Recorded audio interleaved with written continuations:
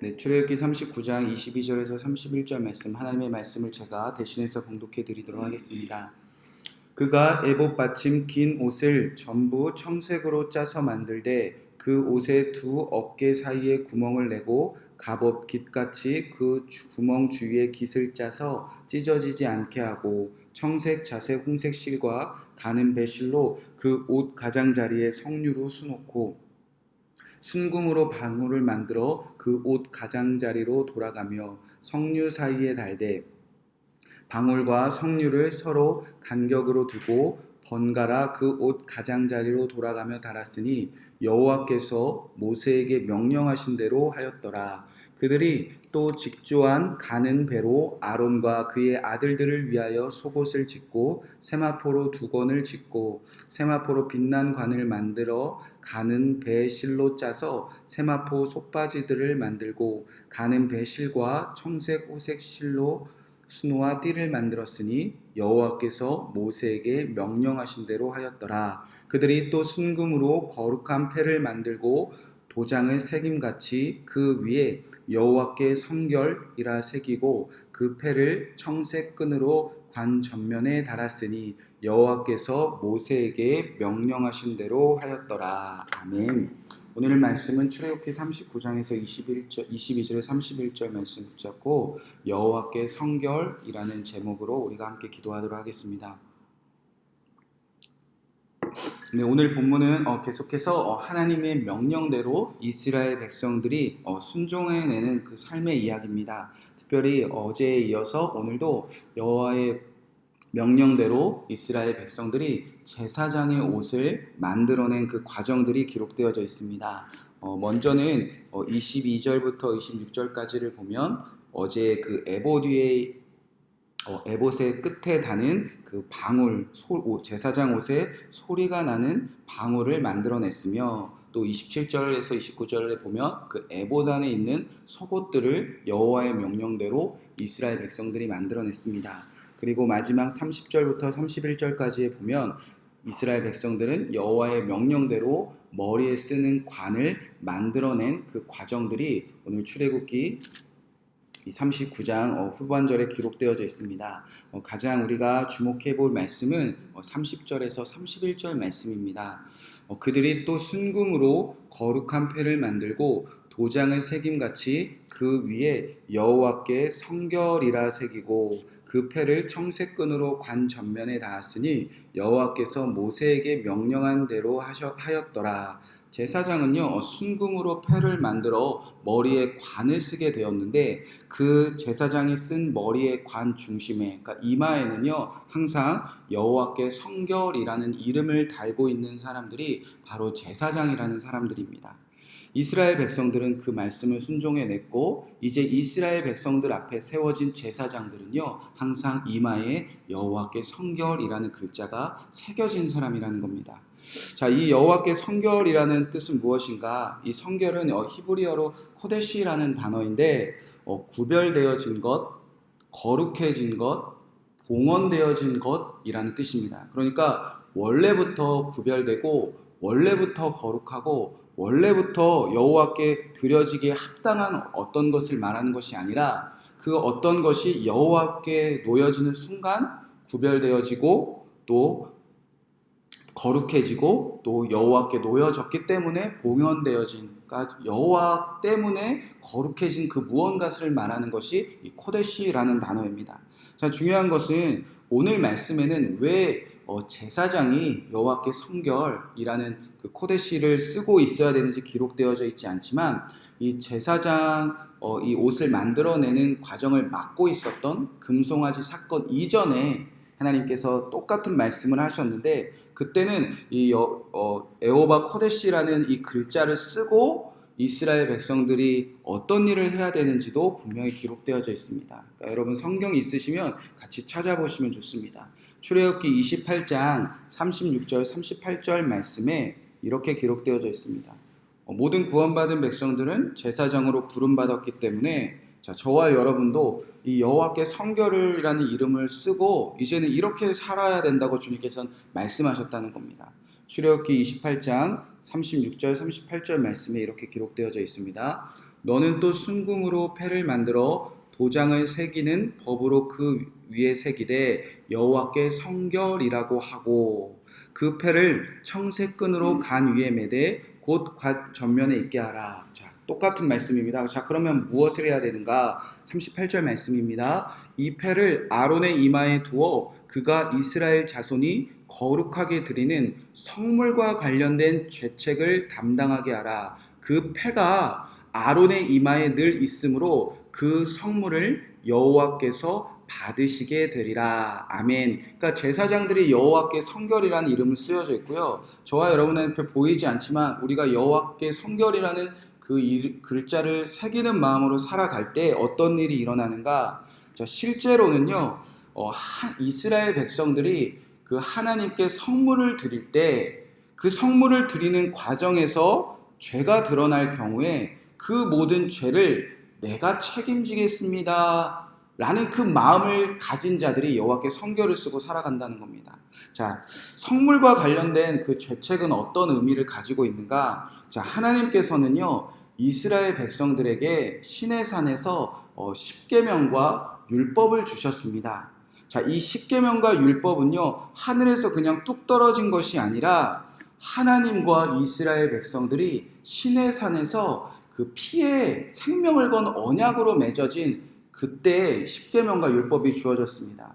하나님도 이스라엘 백성들에게 이 십계명과 율법을 지키는 일에 피의 맹세로 생명을 거셨고요. 이스라엘 백성들도 그때 내가 하나님의 말씀 잘 듣겠습니다. 그래서 그들도 피의 맹세를 합니다. 그래서 모세가 반은 제단에 반은 이스라엘 백성 쪽에 뿌립니다. 그러니까 이 십계명과 율법은요 그냥 듣고 지키면 말지 안 지키면 말지 그래 하나님도 너네 들으려면 들어라 안 지키면 내가 그만 놔둘게 이런 정도의 계명이 아니라 하나님도 이 십계명과 율법에 본인의 생명을 거시겠다는 거고요. 이스라엘 백성도 그때 나도 이 일에 생명을 거겠다 그래서 피의 언약으로 맺어진 언약이라는 겁니다.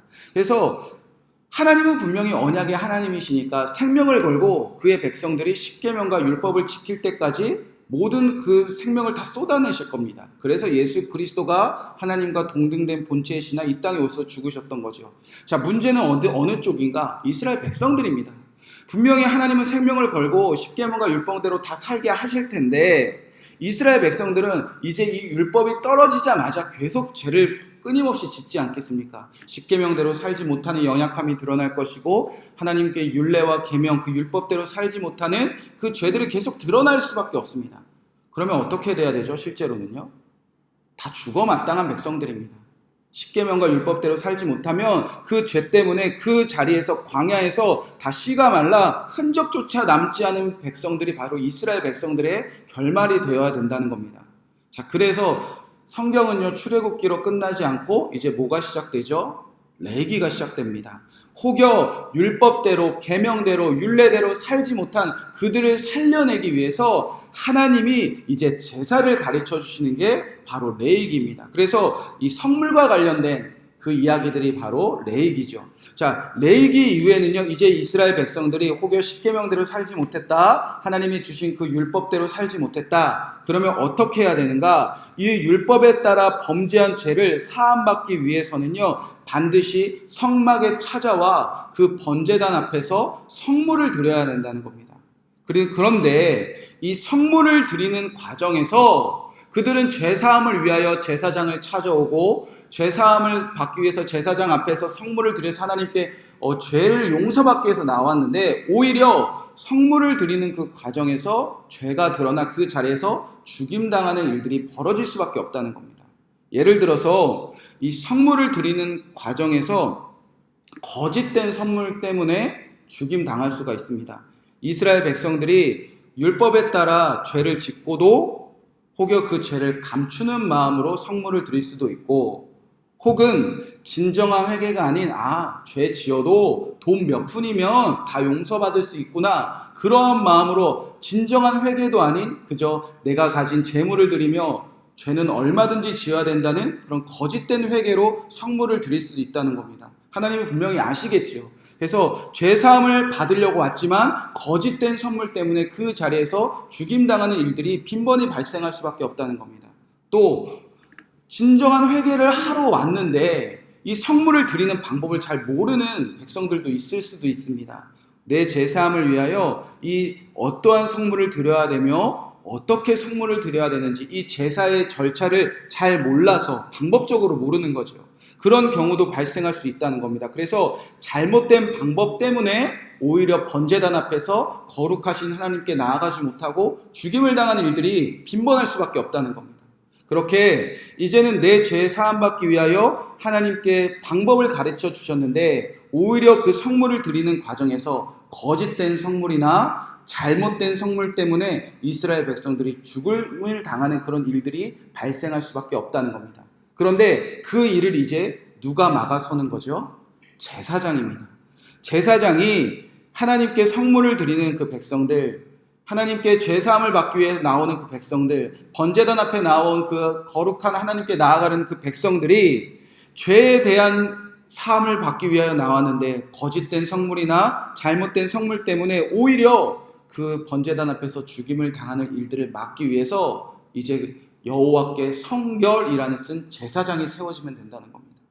이들의 모든 죄를, 이 모든의 죄책을 주여 내가 담당하겠습니다. 그래도 이 백성들 십계명과 율법대로 살지 못했지만 그래도 이 모든 죄를 사함받기 위하여 하나님이 세우신 그 거룩한 번제단에 나왔으니 이들의 모든 죄는 이제 내가 책임지겠사오니 주여 이 백성들을 살려주시옵소서. 하나님께 나왔으니 거룩하게 구별해 주시고 하나님께 나왔으니 이들을 하나님께서 받아주시옵소서. 그런 마음으로 선 제사장이 세워질 때 하나님이 그들의 모든 죄를 용서하시겠다. 그렇게 완벽한 제사의 방법을 세우셨다는 겁니다.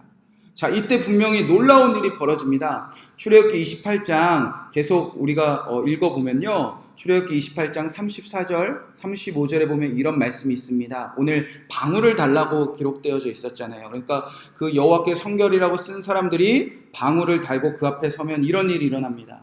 그 옷 가장자리로 돌아가며 한 금방울 한 성류, 한 금방울 한 성류가 있게 하라. 아론이 입고 여호와를 섬기러 성소에 들어갈 때와 성소에 나올 때에 그 소리가 들릴 것이라. 그리하면 죽지 아니한다. 제사장은 죽지 아니한다는 겁니다. 또 42절 43절 보면 또 그들을 위하여 때론 속바지를 만들어 허리에서부터 두 넙절다리까지 이르게 하여 하체를 가리게 하라. 아론과 그의 아들들이 회막에 들어갈 때나 제단에 가까이 하여 거룩한 곳에서 섬길 때에 그것들이 입어야 죄를 짊어진 채 죽지 아니하니 그와 그의 후손의 영원히 지킬 규례니라. 하체를 가리는 옷을 입으면 죽지 않는데요. 분명히 이스라엘 모두의 죄가 제사장에 전가되었으니 제사장은 그 자리에서 죄의 책임을 져야 마땅합니다. 그런데 소리나는 그 금방울을 다는 옷을 입은 제사장이 성막 안에 있다면, 그리고 그 안에 속바지를 입은 그 제사장의 섬김이 있다면요, 죽지 않는다는 겁니다. 여러분, 잠시 생각해 보면 하나님이 이 옷 차림새를 통해서 제사장을 살리는 분이시라면 우리가 지금 여기서 새벽에 이루고 있어야 될 때가 아닙니다. 우리가 당장 뛰어가서 막 금방울을 옷에 달아야 되고 속옷 입어야 되고 교회 들어올 때 금방울 검사해야 되고 막 속옷 검사해야 되고 막 이렇게 해야 되는 거 아닙니까? 막 전도할 때도 금방울 나눠주고 속옷 나눠주고. 자, 하나님은요 어떤 뜻으로 이 말씀을 하셨냐면 금방울을 달고 속바지를 입으라, 이것이 핵심이 아니라 누가 봐도 구별된 옷차림을 가진 사람들, 이스라엘 백성 중에 저 사람이 우리를 위하여 여호와께 성결이라고 쓰고 우리의 죄를 다 감당해주는 저 사람, 지나갈 때도 소리나고 지나갈 때도 옷차림으로 딱 구별된 저 사람이 우리 공동체 안에 세워져 있다면 누구든지 두려워하지 않고 누구든지 내 죄를 두려워하지 않고 저 사람에게 나아가 하나님께 나아갈 수 있다는 확신을 그들에게 심어주는 그 하나님의 놀라우신 사랑이 이 안에 담겨져 있다는 겁니다. 여호와께 성결했던 제사장이 공동체 안에 세워져 있으니까 혹여 내가 십계명대로 살지 못했지만, 혹여 율법대로 살지 못했지만, 그리고 나는 죽어 마땅하지만, 그리고 나는 거룩한 하나님께 나아갈 구별된 사람도 아니고 거룩한 사람도 아니고 내가 하나님께 드린 이 성물은 항상 부족하지만 저 소리 나는 사람, 저 옷차림으로 구별된 사람, 저 이마에 내 죄를 다 담당하겠던 저 한 사람이 우리 공동체 안에 세워주신 그 하나님께 누군지 나아갈 길을 주님께서는 매일매일 모두에게 다 보여주고 싶으셨다는 겁니다. 여러분, 그래서 예수님도요, 여호와께 성결이라고 쓰신 분이세요. 그래서 로마서 1장 4절에 보면요, 예수님에 대해서 이렇게 기록되어져 있습니다. 성결의 영으로는 죽은 자들 가운데서 부활하사 능력으로 하나님의 아들로 선포되셨으니 곧 우리 주 예수 그리스도시라. 예수님 우리의 대제사장으로 우리가 고백하지 않습니까? 예수님도 성결의 영으로 쓰여지신 분이라는 겁니다.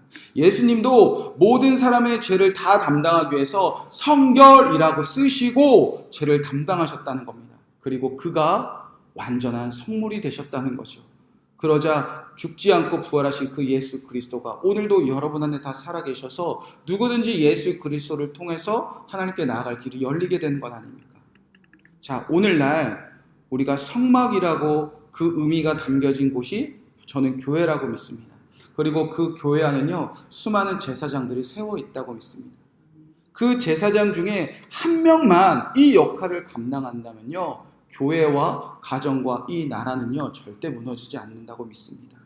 여러분, 만약에 여러분이 제사장이라고 말하는 그 교회의 담임 목사님이 여러분의 죄를 담당하기 싫다고, 매일 교회 안에 있는데 왜 이렇게 성도들이 죄를 지을까? 왜 이렇게 싸울까? 왜 이렇게 다툴까?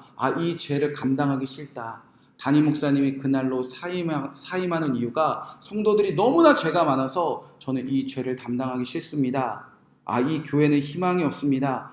이 사람들 불편하니 나 하나로 살아야겠다. 담임 목사님이 떠나시면 될까요? 안 될까요? 될까요? 안 될까요? 성도들이 너무 죄가 많아. 나는 죄 담당하기 싫어. 그런 마음으로 교회를 떠난다면 제사장이 맞습니까? 아닙니까? 여러분, 그럼 목사님은 되고 성도님은 됩니까? 성도님도 마찬가지라는 겁니다. 목사님만 제사장이 아니잖아요.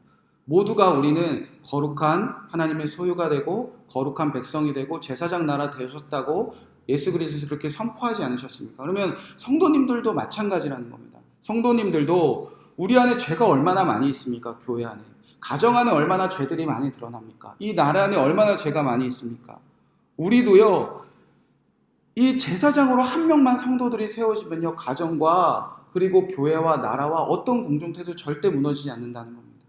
이스라엘 역사를 보면요, 제사장이 다른 사람들의 죄를 담당하기 싫다, 그렇게 제사장의 마음과 제사장이 세워지지 않는 곳, 제사장이 떠난 곳, 제사장이 여호와께 성결이라는 이름을 이마에 새기고 금방울 옷과 그리고 속바지를 입고 누구에게 다 나에게 찾아와라, 그런 마음으로 살아가는 그 제사장이 무너진 그 이스라엘은요, 항상 우상숭배로 빠지고 항상 죄악이 가득했습니다. 그리고 그 죄로 인한 심판만 가득했다는 겁니다. 그러나 제사장이 한 명이 다시 이스라엘 앞에 세워졌을 때, 특별히 신약의 대제사장이신 예수 그리스도가 이 땅에 오시자 이스라엘이 진정으로 회복되지 않았습니까? 사랑하는 성도 여러분, 저와 여러분 그리고 이 땅의 모든 구원받은 성도들은 제사장으로 부름받았습니다. 그리고 우리가 제사장으로 부름받았다면 우리의 삶의 방향은 분명합니다. 저와 여러분에게 여호와께 성결이라는 그 글자가, 에호바 코데시라는 그 글자가 저와 여러분의 이마에 새겨져 있다는 것을 여러분 기억하셔야 됩니다. 그리고 보이지 않지만 여러분은 지금 소리가 나고 있습니다. 그래서 죄 많은 그 많은 사람들이 아마 여러분에게 찾아오실 거예요. 어머, 힘든데 나에게 왜 자꾸 이런 얘기해? 나 혼자 삶기 힘든데 왜 이렇게 나한테 찾아와? 여러분, 구별된 사람으로 소리나고 구별된 옷을 입혀주셨기 때문입니다. 그런데 우리가 지금 어떤 모습으로 살고 있습니까? 우리가 그 모든 사람들의 죄를 내가 책임지겠습니다 라는 제사장으로 살아가고 있습니까? 아니면 그 수많은 사람들의 죄를 오히려 손가락질하며 정죄하고 살아가고 있습니까? 예수님은 그 이마에 성결의 영이라고 쓰여진 그 순간부터 한순간도 우리를 떠나지 아니하시며 우리의 24시간 우리의 삶 가운데 모든 일어나는 그 모든 죄를요, 책임지고 계시는 분입니다. 그 예수님을 우리 안에 모시고 산다면 우리도 그 예수님의 십자가의 능력 안에서 우리도 성결의 영, 여호와께 성결한 그런 제사장의 직분을 다 감당할 수 있는 능력이 저와 여러분 안에 이미 다 부어져 있다는 겁니다. 주님이 세우신 성막 안에서, 교회 안에서, 가정 안에서, 공동체 안에서, 이 나라 안에서 이 모든 사람의 죄를 내 안에 계신 예수 그리스도의 능력으로 내가 다 책임지겠습니다. 우리 남편의 죄, 우리 부모님의 죄, 우리 아내의 죄, 우리 자녀들의 모든 죄악들, 우리 목사님의 죄악들, 우리 성도님들의 죄악들, 주여 나에게 제사장의 옷을 입히셨으니 내 이마에 여호와께 성결이라고 새기셨으니 그 죄를 내가 다 책임지겠습니다. 그 한 사람이 세워진 곳에 주님의 영광이 드러나며 죄사함의 그 놀라운 은혜가 가득하게 되어지는 것입니다. 저와 여러분은 그 하나님이 찾으시는 그 한 명의 제사장이 되시기를 주님의 이름으로 간절히 축복의 말씀을 드립니다. 이 말씀 붙잡고 우리가 함께 기도하도록 하겠습니다.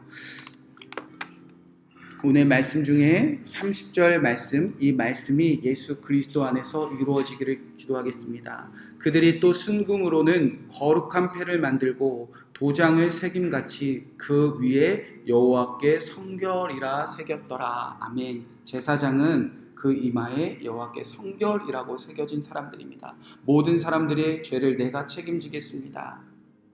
거룩하지 못하고 구별되지 못하고 하나님께서 받기 어려운 그런 성물된 사람들이지만 이 모든 사람의 죄를 내가 담당하오니 주여 이 죄인들이, 이 모든 죄악에 가득한 사람들이 하나님께 온전히 나아가게 하여 주옵소서. 그 기도 제목을 가진 사람들이 저와 여러분 되시기를 우리가 함께 기도하겠습니다.